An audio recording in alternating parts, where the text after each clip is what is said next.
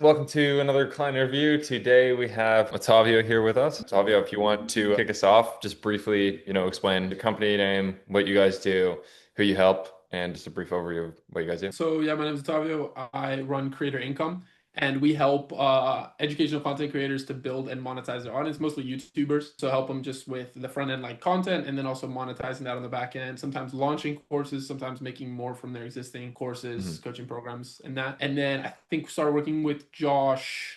When was it? A couple months ago now. Yeah, you really started kicking things off, I think 2 or 3 months ago. Yeah. Just in summary, you guys help people who are either wanting to, number one, start a coaching business or, improve their current one with like YouTube and content systems and stuff. Well, I know you've had pretty insane results since joining, since actually starting to implement everything, because I know you Yeah. kind of sat on things for a while. But once you got things going, past couple of months have been pretty good. Do you want to kind of explain the difference in terms of like where you are now versus what you're doing and I guess where you were in terms of like revenue and business growth before you started actually working with us? I mean, the short story is when we first joined, we were doing like 100K a month, like hovering around there, sometimes a little over, sometimes a little less. And then now we're like just probably like 2 months after, or like honestly, immediately after we implemented the changes, we bumped up in revenue. And now 2 months later are at like 150, heading for this month 200, simply because we just have more appointments on the calendar, which is, Josh and the team's specialty. So where we were at before, it was like kind of inconsistent. We got decent appointments. We were at Yeah. 100K a month, but it was inconsistent. Hmm. And we just got a whole lot more consistency and ability to control how many appointments I wanted on the calendar, which is what's For sick sure. now. Like if I want to scale, I can scale. I know what to do and what to press because Josh has helped us to be able to have those systems in place. Well, with what you were doing before, and you mentioned like inconsistency, that kind of means different things to different people, Like a lot of people who are like saying they're inconsistent appointments and then they're getting like 3 to 5 appointments a month and then sometimes it's up and down. Like, can you explain like what that looked like for you? Because I know that's a bit different than when most people say like inconsistent. No, so we were obviously doing 100K a month. So it's never like we got less than like, I don't know, 10 appointments a day. But it was Yeah. like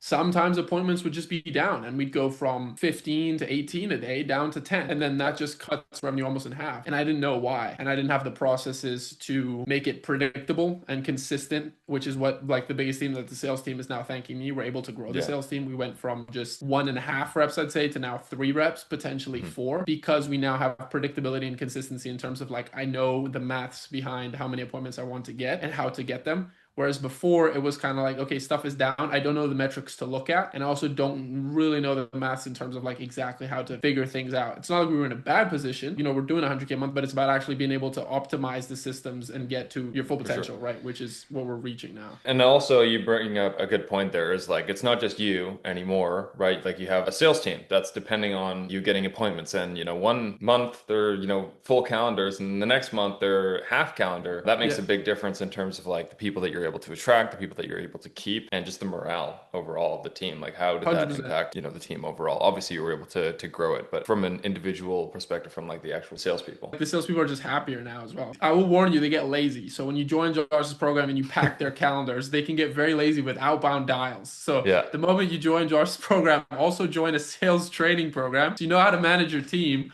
Otherwise, they'll just see their calendar packed and then And be they don't do like, anything. Yeah. then we're not doing outbound dials, we're not doing follow-ups because oh, I'm packed for the next 2 days. You know what I mean? That's a big thing as well that I've learned. But they are in general like happier as well because they feel just it's a different mentality that they go into each day with. There's just abundance on their Yeah. calendar. So they don't close one deal, it's fine. I got another. They're like hungry guys as well. They take a lot of calls a day, like 10, 11 calls. So like they don't Yeah. close one, they don't care. They've got another like 10 and like seven that'll show up. So they don't care. That just leads to more sales. So with the inconsistency, right? Like what do you feel like was actually causing that? Like what were you missing before in your old process? Because you were doing cold email before and you were like, pretty successful with cold Yeah. email. What was missing that was causing the inconsistency and how did we help fix that? Yeah, we were doing like manual stuff where we didn't need it. So Josh helped to automate, like he helped to automate a lot more of this stuff and use Yeah. software and actually be able to do that because it's a lot more predictable than people. And that also then allowed us to send more volume and then also to have a process and system to make sure that we're always landing in the inbox. So it's kind of like multiple levers pulled at the same time. We still have some manual parts, but we made it Yeah. a lot more automated, which just like computers are more reliable in general than humans. And then we were able to also get a higher delivery rate because of that overall, because it's automated, be able to send even more volume. So all of Hmm. those together, and then also having having the processes on the back end to recognize when things are going to go down. Because before things would go down and I wasn't super sure. I would look at Yeah. booking rate, I would see it's down. I would have a couple like estimates, but because of the system that we were running, it was kind of difficult to tell exactly what the issue was. And even our processes for checking if it was deliverability or like what was going wrong were a little off. And it would Yeah. take like a week. And then the sales team would be like, what's going on? And it'd be like, I don't know, I'm trying. And it would just have this sentiment of like the appointments not being super guaranteed.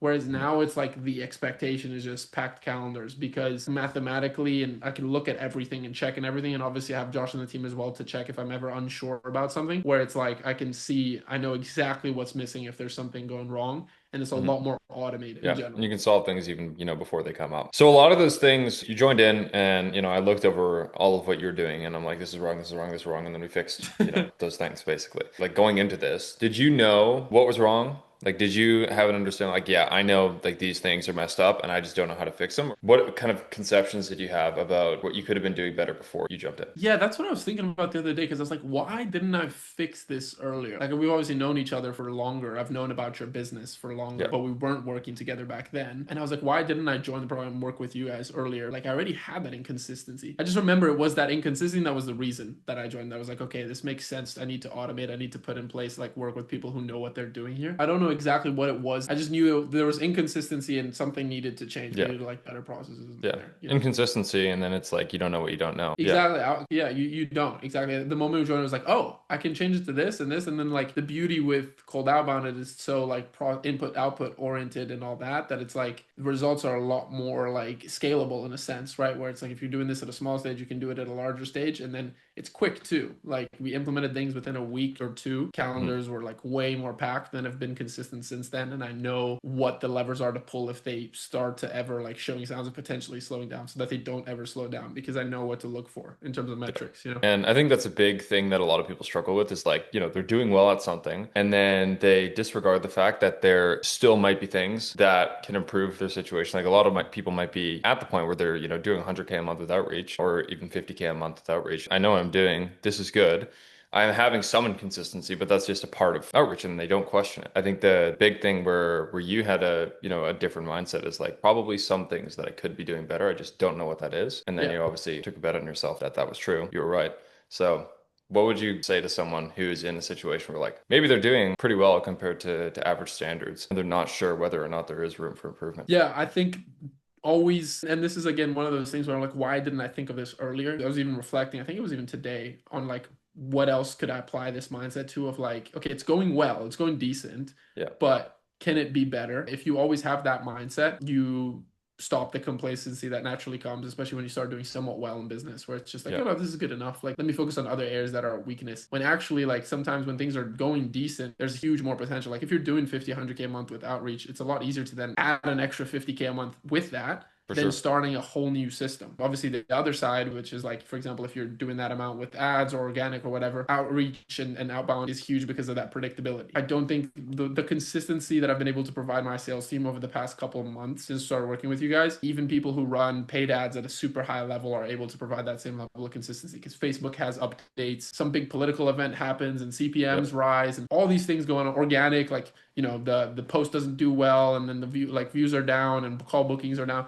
I don't think there's anything else that provides this level of consistency in terms of appointments and bookings. It's a really strong avenue to have. Based on the results you're seeing so far, and obviously, we're pretty early days in terms of actually having this thing up and running. Like, where do you see the business within the next 6 to 12 months Me and Josh have a bet that we're gonna get to 300K a month. If it with does, I told him I'm outreach? gonna buy him a Rolex. Because Yeah. even though I've already paid him, I feel like I would have scammed him out of money if I don't pay him more. So Yeah. which he won't accept. So I'm gonna buy him a Rolex. I genuinely think we can get there with cold Oh, outbound 100%. 100%, man. 100%. Like run just and the beauty of it is just running the numbers, right? So it's just now hiring good salespeople because I Yep. know I can get the appointments. I just have to crank up the thing and follow the process, right? Which is the beautiful Yep. part of it. So the main goal I think in terms of in outbound is to scale that up to 300.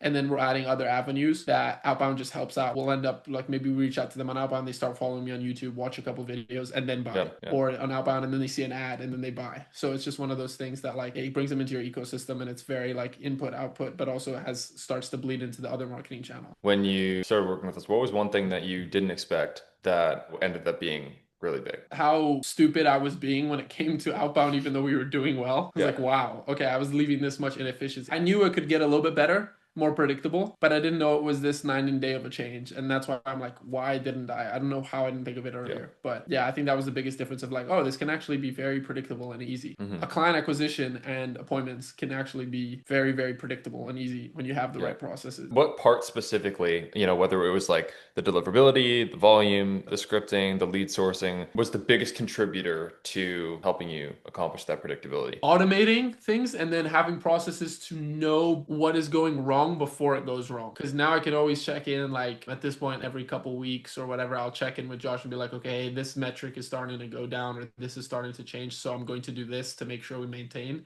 Yeah. And then we can keep that, right? Yeah. So I think that's the biggest Yeah. thing is Just just being like able to data tracking systems and then adjustments prevent based on that. stuff. Exactly. Yeah. And then the automation, obviously. Yeah. Well, is there any final thoughts? A lot of the people watching these are either clients looking for some reassurance and motivation, or prospects who are potentially looking at working with us, or people Yeah. who are just curious and they might not have even booked a call yet. If any one of those people is watching this interview, what would you say to them? I mean, I would say like, look, you can watch a bunch more interviews and you can check success stories and you can think about it and go through all these things. But at the end of the day, like Josh has got a bunch of other results too. Like this stuff works. The beauty of like outbound and all that is also that it's very mathematical. Like it's one of the things that I see working more predictably than anything else, which is why I think it's such a powerful avenue to have for your business, like client acquisition system. So at the end of the day, like yeah, you can watch a bunch more interviews and think about it and all of that, but really like I'm a huge proponent of investing into the business and getting like learning from experts and stuff like that. Just go for it. Like you can sit there and like think about it and all that, but really it is a big help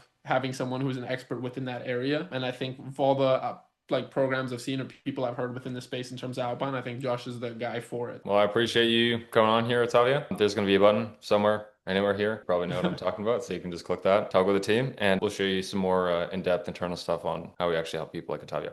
All right, I'll see you guys later.